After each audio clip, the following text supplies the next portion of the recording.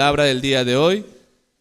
Y hoy le quiero dar énfasis acerca de lo que es la importancia del evangelismo, ¿no?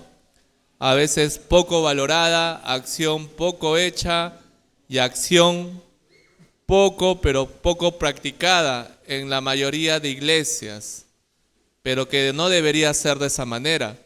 Si nosotros aspiramos a que una iglesia crezca, tanto numéricamente como también espiritualmente, el evangelismo tiene que ser un hábito y una práctica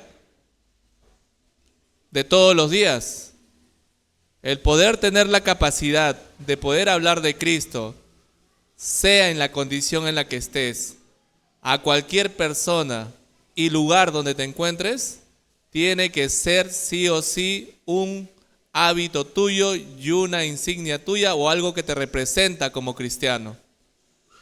Si a estas alturas no estamos compartiendo la palabra con nadie y nos guardamos la verdad solo para nosotros, entonces simplemente somos meros egoístas.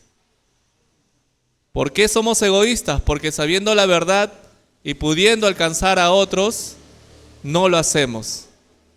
Y no lo hacemos por muchos factores que vamos a ver a continuación. Pero de que no lo hacemos, no lo hacemos. Y sea el motivo por el cual no lo haces, eso es simplemente desobediencia. Y la desobediencia, hermanos, es pecado. Así de simple. Y el pecado te aparta de Dios y ya sabes lo que sigue, ¿no? Creo yo que no hay más que decir. Vamos a orar para poder comenzar el sermón, hermanos. Gracias, Señor, te doy en esta noche por permitirme estar acá al frente de mis hermanos. Y te pido, bendito Dios, que seas tú que nos abra el entendimiento a ambos, tanto a mis hermanos como a mí. Danos sabiduría, inteligencia, ensancha nuestros corazones, Señor, para que tanto ellos como yo aprendamos a lo largo de este sermón. Seas tú exaltado, Señor, en medio de todo esto, y pon la palabra en mi boca y también la instrucción para que pueda, Señor, no sea yo el que hable, sino tu Espíritu guiándome a través de todo este tiempo, bendito Dios. Y que la palabra no solamente quede como una mera teoría, sino también que la pongamos en práctica y así podamos crecer poco a poco gracias a tu soberana voluntad. Esto te lo pido, Señor, en el nombre bendito de tu Hijo amado Cristo Jesús, nuestro Dios y Salvador. Amén. Muy bien, hermanos, los invito a ir al libro de Ezequiel, capítulo 3. A Ezequiel, capítulo 3, versículos del 16 hasta el,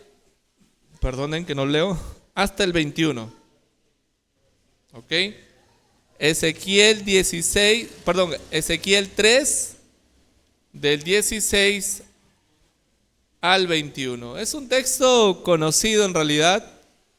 Es un texto que, si bien es simple de leer, lleva un profundo mensaje en realidad y una advertencia sobre todo. Vamos a ver qué dice. Dice la palabra del Señor: y aconteció que al cabo de los 7 días vino a mí palabra de Jehová diciendo: Hijo de hombre, yo te he puesto por atalaya a la casa de Israel. Oirás pues tú la palabra de mi boca y los amonestarás de mi parte. Cuando yo dijere al impío: de cierto morirás, y tú no le amonestares ni le hablares, para que el impío sea apercibido de su mal camino, a fin de que viva, el impío morirá por su maldad, pero su sangre demandaré de tu mano. Pero si tú amonestares al impío, y él no se convirtiere de su impiedad y de su mal camino, él morirá por su maldad, pero tú habrás librado tu alma.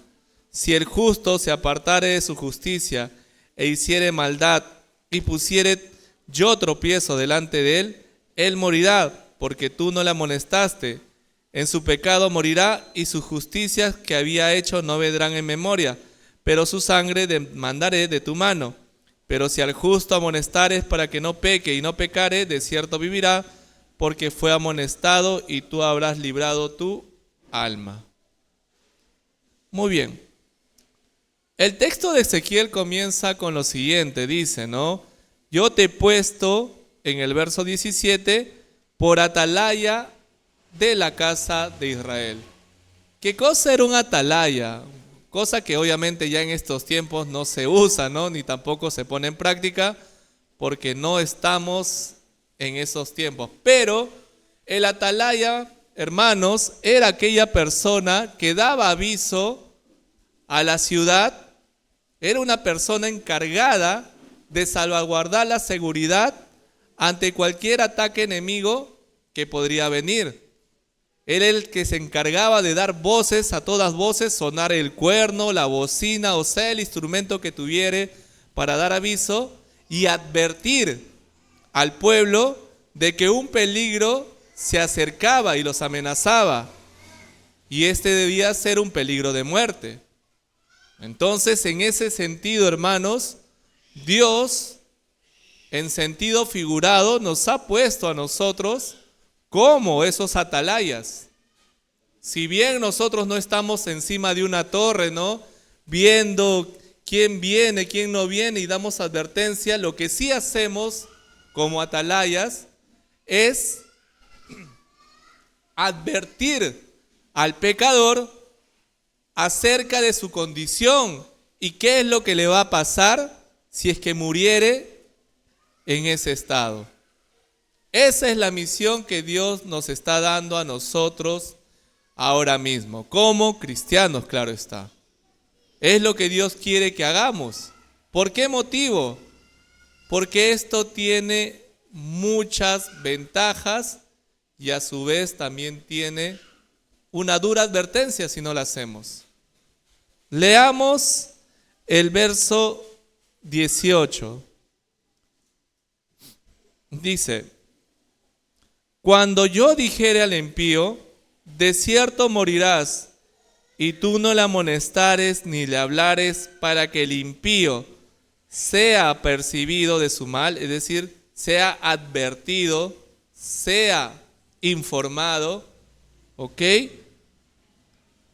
de su mal camino, a fin de que viva. El impío morirá por su maldad, pero su sangre demandaré de tu mano. ¿Qué quiere decir con esto, hermanos? Uno, ya siendo salvo, ya habiendo obtenido la gracia de Dios y disfrutando ya de la futura vida eterna y de los beneficios que uno tiene como hijo de Dios, no puede ni debe por ningún motivo callar la verdad del Evangelio. Eso es algo que no podemos darnos el lujo de hacer. ¿Por qué motivo? Porque tenemos la sangre de muchas personas en nuestras manos. Constantemente trabajamos, nos rodeamos, caminamos o incluso yendo en el mismo transporte, frecuentamos a personas que no son salvas, que no conocen la verdad, que no saben que existe un Dios que ha muerto y que los puede salvar. Pero generalmente la posición que uno tiene como cristiano es simplemente de indiferencia. ¿Por qué? Porque en sí somos personas egoístas. Como ya obtuvimos la salvación, pues bien, yo ya me salvé, yo ya tengo entrada al gozo, a la patria celestial, como se dice, y el que está a mi costado, bueno, pues que le predique otro, ¿no? Pero yo no. Pero ¿sabes lo terrible de eso?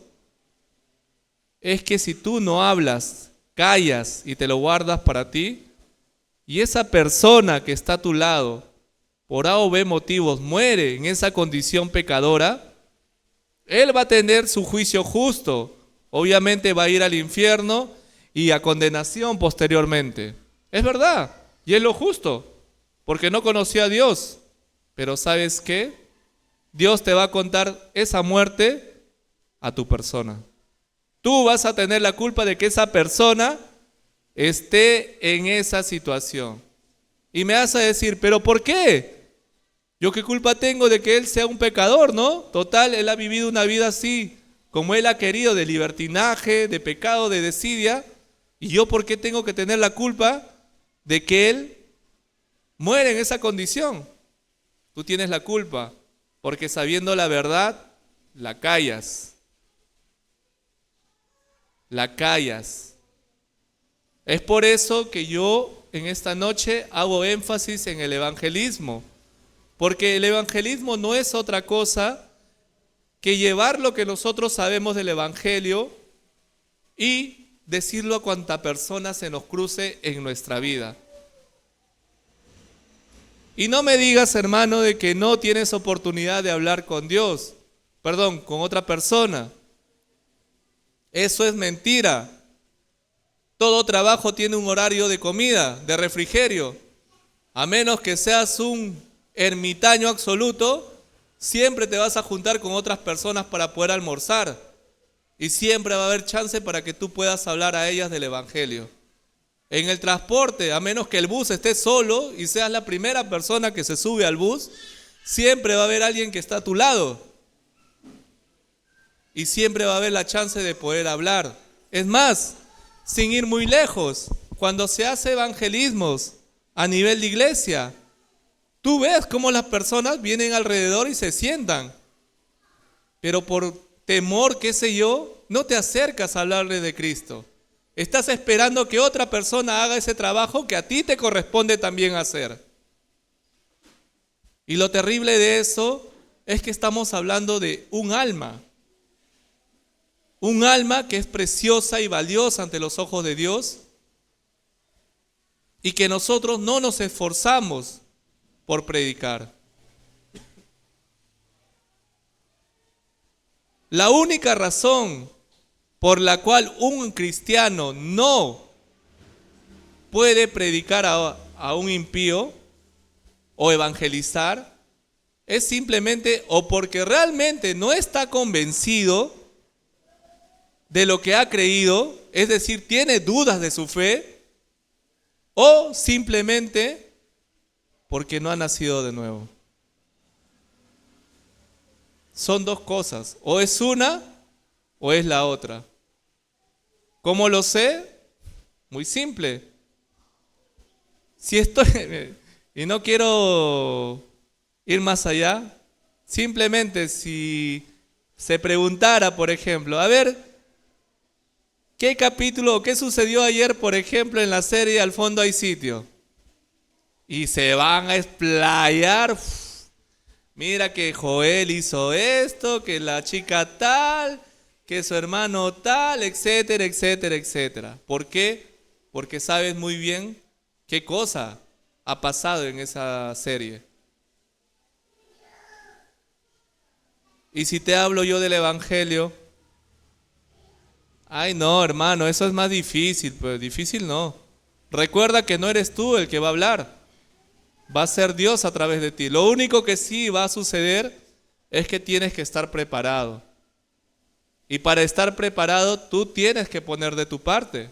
Todos tenemos que poner de nuestra parte.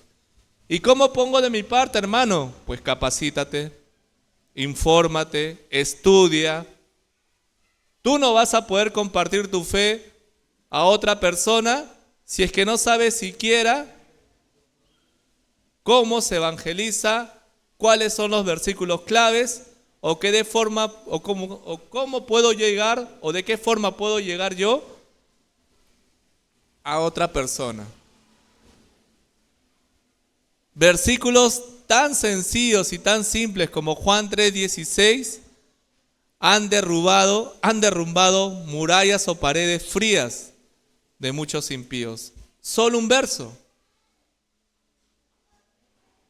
El camino de Romanos no tiene más de 6. Pero para que tú lo puedas aplicar, necesitas prepararte. Y ahí radica la importancia de todo lo que se hace acá en tu iglesia local. Tu iglesia local te quiere preparar. Tu iglesia local te quiere formar. Quieres que seas un tigre, se puede decir, ¿no? En el evangelismo. Quizás no seas un florero como Alan García. No vas a ser un Billy Graham que predique en estadios o un Gigi Ávila, pero al menos vas a ser ese hermano, ese cristiano que va, agarra el evangelio con coraje y se acerca al menos a una persona por día. Y le habla.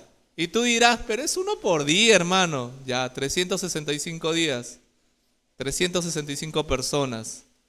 En 10 años son 3.650. En 20 es el doble. En 30 vamos hablando más de 10.000 personas. Solo uno. Multiplican que eso sea solamente por 30 integrantes de una iglesia. Esos 30.000 pasan a ser 300.000. Ya, hermano, pero esos 300.000 no van a ser todos captados por el Señor, que sea el 10%. Son 30.000 almas para Cristo. Y estás hablando de tú. Esa persona que tú captas también va a hacer el trabajo de evangelizar. Y va a ser una labor en cadena. No es poco, hermanos. No es poco. Todo esfuerzo vale la pena. Tómate en serio y con mucho temor la parte que dice, yo voy a demandar la sangre de ese pecador a tu cuenta. ¿Por qué dice Dios eso? Porque eso es justo. Ponte que tu casa se esté incendiando, estás durmiendo, estás cómodo tú ahí, y yo como hermano en Cristo pase por ahí, vea tu casa en llamas y no te despierto. Te dejo que te quemes con todo y tu casa. ¿No tendría yo la culpa? ¿Acaso no sería yo cómplice de tu muerte? Pues te cuento algo, la vida de los impíos va camino al infierno, a arder.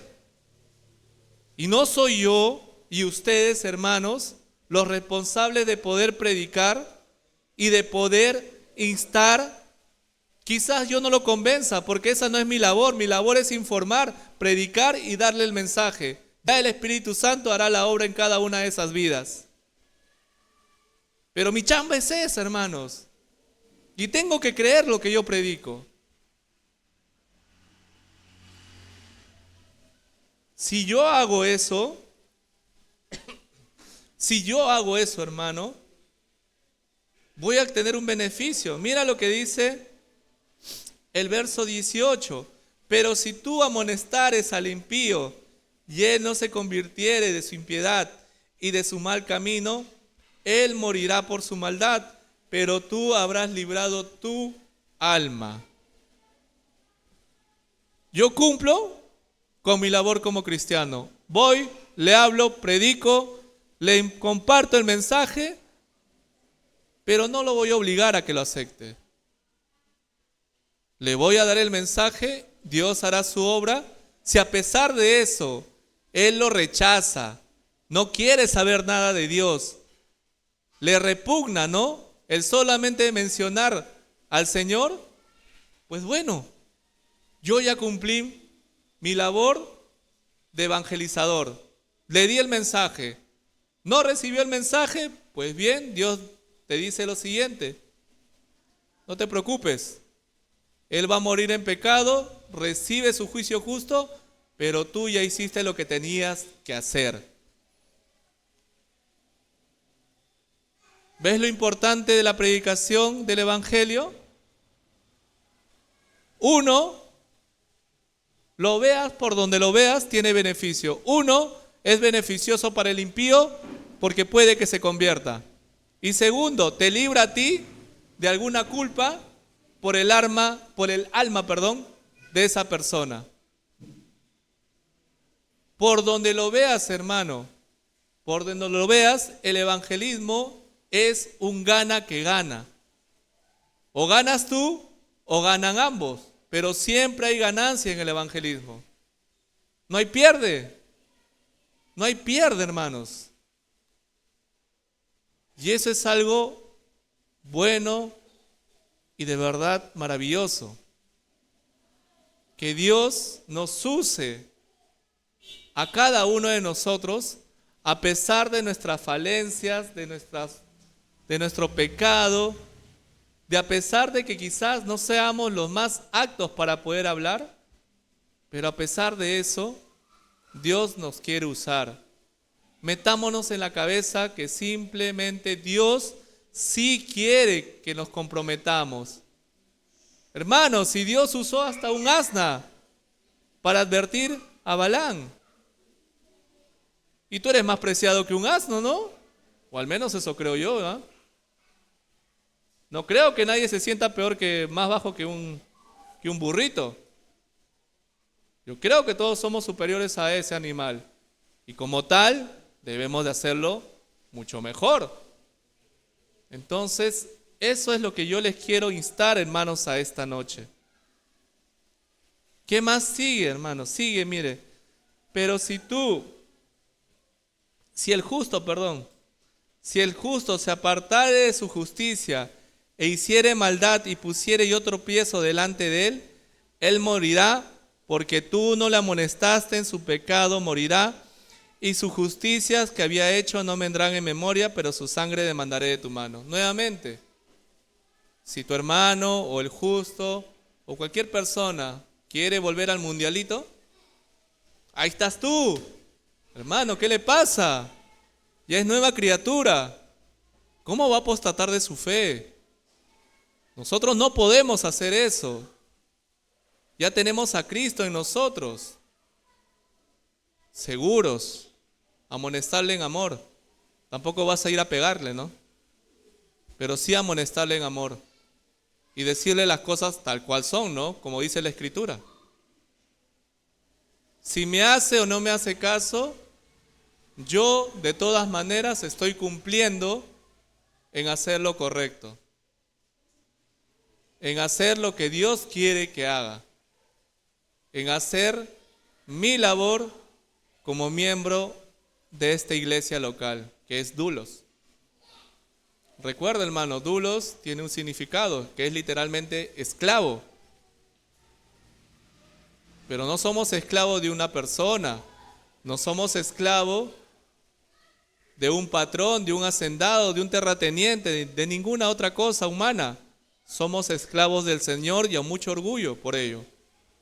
Porque tenemos a un Señor en todo el sentido de la palabra, que es justo, bueno, misericordioso, dadivoso y sobre todas las cosas es un Dios que nunca va a pasar por alto todas las cosas que uno sacrifica, da y hace por Él. Él no es deudor de nadie, dice la palabra.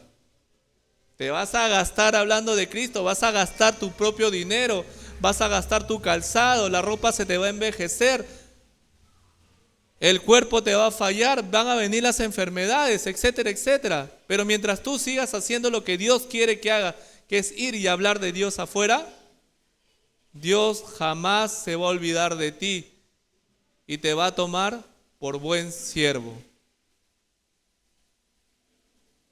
No sé ustedes, hermanos, pero a mí sí me gustaría escuchar en la gloria, en la presencia de Dios, que me diga: ven, buen siervo fiel.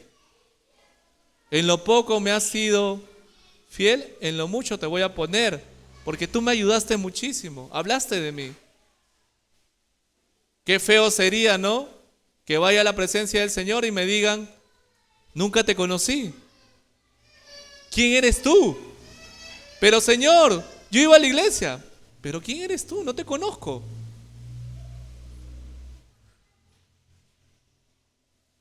Hay que saber,